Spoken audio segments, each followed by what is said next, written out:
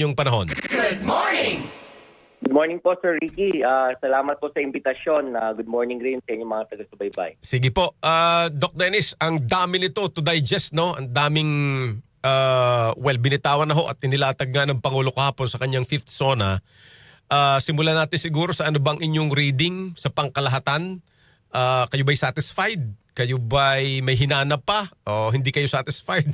Doc Dennis, bilang political scientist, sir, anong inyong pananaw dito? Well, in fairness naman po sa Pangulo natin, tingin ko yung kanyang speech, yung kanyang SONA, ay pilit na in-address naman yung mga kasalukuyang mga problemang kinakarap ng ating bansa. Lalo na po yung mga mga nasa lower income class.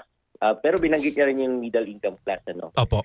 Pero overall, hindi pa rin po ako satisfied kasi gaya nga na nasabi niyo, maraming mga hindi nabanggit ang Pangulo na dapat sana ay binanggit niya.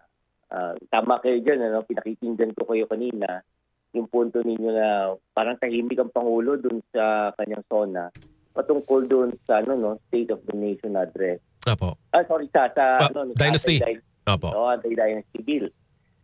Ano na ho ba ang lagay nito? Kasi mukhang ang version kasi ng House, ito po yung kinikriticize ng mga ng mga academic na gaya ko. Opo. Dahil nga po ito ay hindi ayon doon sa vision ng ating 1987 Constitution. Mm-mm. Kasi ang sabi po doon ay prohibit the proliferation of political dynasty. Opo. Pero yung pong nangyari naman dito sa version ng House, hindi naman prohibition. Mm-mm. Kundi lang, kinokontrol lang yung dami nila. Mm-mm. Ang hinintay po natin yung Senate version kasi ang basa namin mas maganda ito kumpara doon sa House version. Mm-mm. Kaya nga lang sa kasalukuyan busy po ang ating mga senador sa impeachment trial.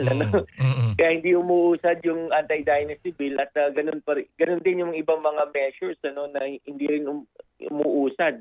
At nabanggit niya ni Congressman Sandro Marcos sa kahapon na sila very productive sila sa House pero hindi naman maipasa ng kabilang chamber dahil nga daw sila ay busy. So overall, ang ating Kongreso in dalawang chambers hindi ho naging productive. Yes. So tingin dapat isa rin 'yon sa mga binanggit ng Pangulo na parang na-realize niya na yung impeachment trial ay nagiging sagabal.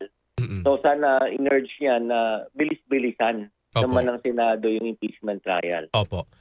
Siguro, kumbaga sa mga nakikinig nanonood lang sa atin, Doc Dennis, na ang dami naman niyang binanggit nga tungkol dun sa mga gut issues na a-address doon sa problema o concern ng mga karaniwang Pilipino. Pero bakit nyo naman hinahype o bakit nyo naman inaangguluhan sa political dynasty?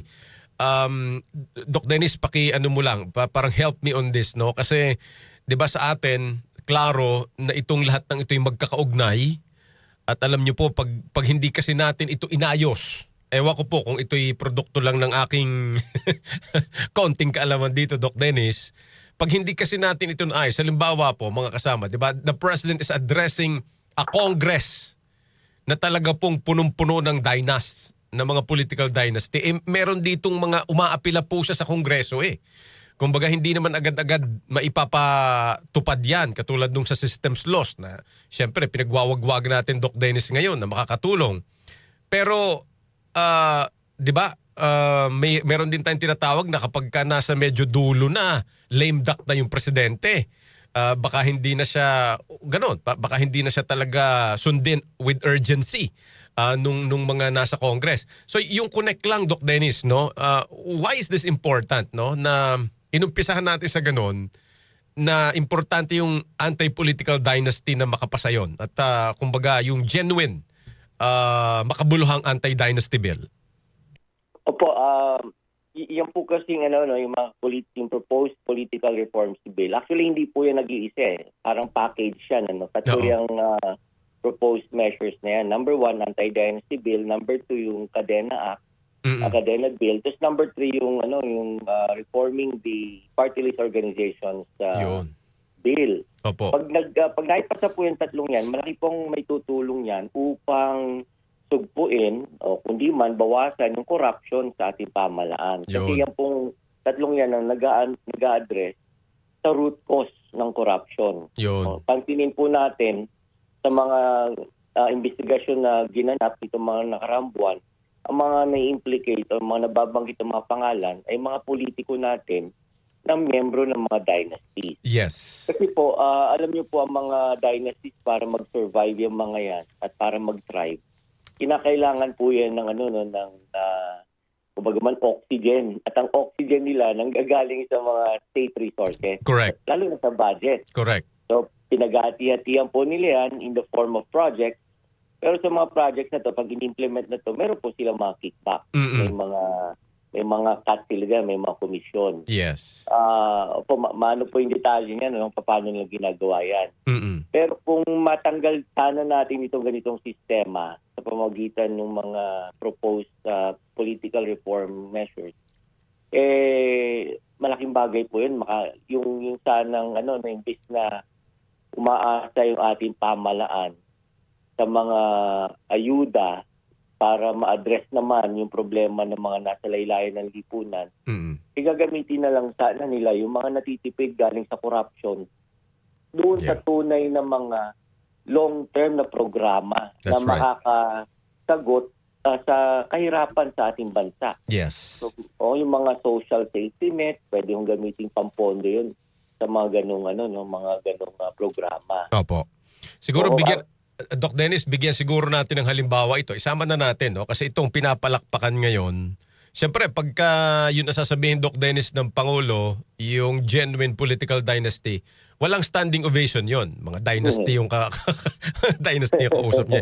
Pero punta lang po tayo rito para lang po maunawaan ng ating mga nakikinig na nanonood. Itong ngayong pinapalakpakan natin na inanunsyo po ng Pangulo na pagtatanggal sa systems laws at VAT.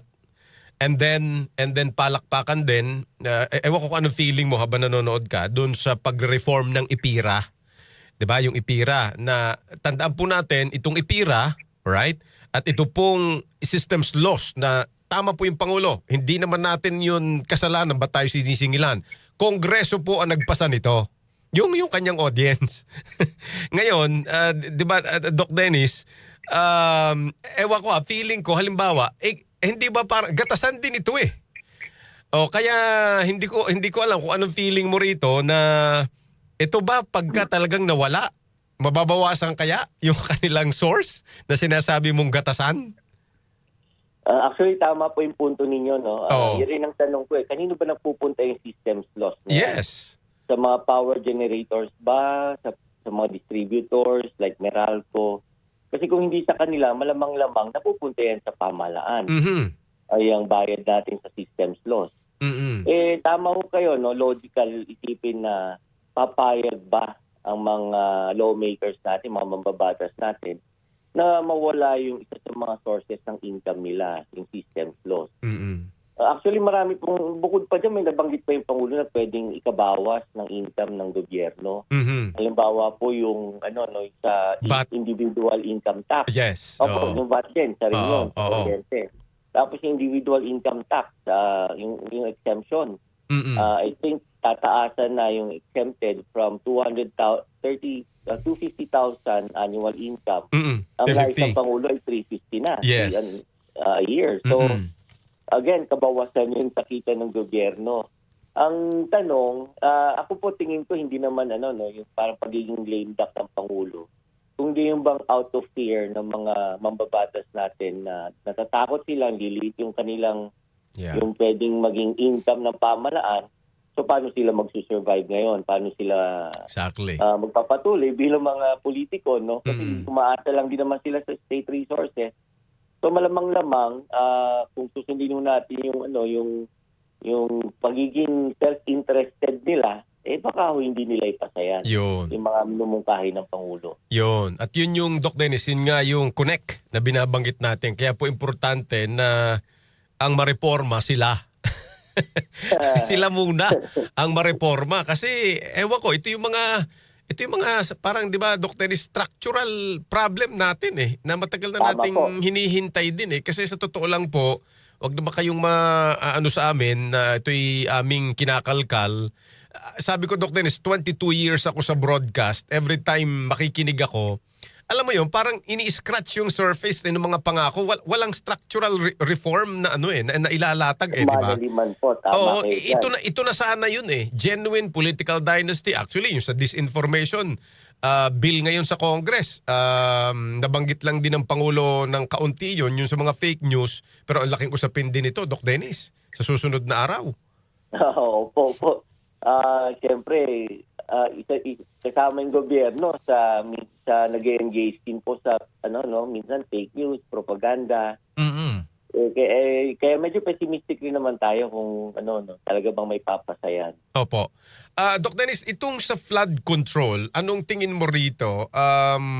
Well, nilaglag na talaga niya because following the evidence naman ang Pangulo, in fairness naman, na sinasabi niya Pangulo ako, hindi ng pamilya ko o ng mga kaibigan ko. Anong tingin mo rito? Is this a declaration of war against Romualdez? Well, tingin ko po, open na yung kanilang war. Silang dalawang magpinsan. Kasi inaalala ko itong mga nakaraang buwan, nagbigay naman ng nag-video statement si former Speaker Martin Romualdez na tingin niya siya daw ay nilalaglag na ng administrasyon. Pero pag siya daw ay ilalaglag, hindi raw siya babagsak na nag-iisa. Oo, yun na nga Yun ang kanyang threat. So malinaw doon na parang may falling out na yung magpinsan. Yan. So mukhang tutuluyan po talaga at tingin ko yan po ang pinaka-highlight ng ng tona Yes. ng Pangulo. Actually. Na parang wala na siyang sinisino kahit sa pamilya. Maganda ho yung pahayag niya yun, at tingin ko tutuluyan naman talaga. Okay na rin naman yan kasi oportunidad na rin ito para sa pinsan niya, si former Speaker, upang patunayan na siya inosente sa proper forum. Kasi sinasabi rin naman niya na siya ay walang ghost project, walang mga substandard project. So, ito na yung proper forum para malaman natin kung sino ba talaga ang tama. Oo. Tsaka iniisip ko nga, baka lumantad na si Saldico. Ay, oo. Sana nga. Tandaan po natin, si Saldico, ang hindi lang po kasi ang idinadawit niya rito ay si Speaker Romualdez, di ba? Ang Pangulo mismo. Ang Pangulong Marcos ay sinasabi yung kasama rito. So kung magkakalaglagan na ito, well siguro Doc Dennis, parang straight to the point tayo. Tayo makikinabang din ditong taong bayan sa intra-elite war. Diba? Tama po, tama, Yung inner circle ng Pangulo noon, na nabawasan na ngayon, sila lang naman talaga nagkakaalaman yan kung paano nila hinati-hati yung niyan. Yes. Yung pondo sa Yes. flood control noong 2025. So sila lang po makapagbigay liwanag kung ano ba talaga nangyari. Kaso nawawala nga si Saldico, sana nga magpakita na para kasi siya yung missing piece of the puzzle. True. Oo. Marami tayong malalaman. Given this, ano naman ang nakikita mo sa side ng Duterte? Well, tahimik po. Tahimik na tahimik ang kampo ni Vice President Sara Duterte. Oo. Dahil tingin ko na napansin niya based on the surveys na siya ay nakalalamang. Oo. Pagdating sa tiwala, yung tiwala ng publiko. At meron nung kasi tayong kasabihan pag nagkakamali yung kalaban mo, mainam na manahimik ka. Manahimik ka. Oo nga. Kaya mo siya magkamali. Tama. At ikaw makikinabang doon. Ito na nga po, Bukod pa doon, siyempre, hindi naman yung Pangulo, Vice President, patuloy niyang pinupush yung kanyang naratibo na noon pa man nag-gain na ng traction bago pa man nagkaroon ng midterm election. Sabi niya, siya daw ay biktima ng political persecution. So mukhang pinagat po yun ng tao bago mag-eleksyon dahilan upang panalo yung mga kakampi niya, imbes na 2 lang na senador, naging 5. So, tingin ko patuloy niyang pinupush yung naratibo na yan at somehow nag-work pa rin kasi nakikita natin sa surveys na yung Pangulo, hindi maganda ang kanyang survey numbers, pero yung Vice President, maayos naman yung survey na. Hindi natin masasabing sobrang taas, pero Yeah. maayos. Yes. Mhm. Alright, so magbabantay tayo at sabi ko nga, ang ganda nung ano mo, bueno mano mo, no? Parang in fairness, natumbok at yun nga, kumbaga kung iisa-isahin po itong mga inilatag ng Pangulo, talaga namang yung mga binanggit niyang ginagawa ng pamahalaan ngayon po ay tumatagos sa health, nabanggit niya, meron siya sa education. Ito nga, itong 57-page Doc Dennis, kaharap ko ngayon, napakakapal din ito. Yung mga sa kuryente, yung mga talagang malapit sa sikmura eh. Tama. But on the whole, talagang kailangan natin bantayan ito. Hindi tayo pwedeng ano lang dito. Oo lang nang oo rito. Doc Dennis, salamat sa panahon mo at paliwanag hanggang sa susunod, sir, ha? Thank you so much. Salamat din po. Thank you, sir. Dr. Dennis Coronacion, dati pong presidente ng Philippine Political Science Association at Department Chair ng Political Science sa USTE, University of Santo Tomas. DCXL 558. Nagatin sa ating orasan, 8:27 na, alas 8:27 na umaga. Tayo na sa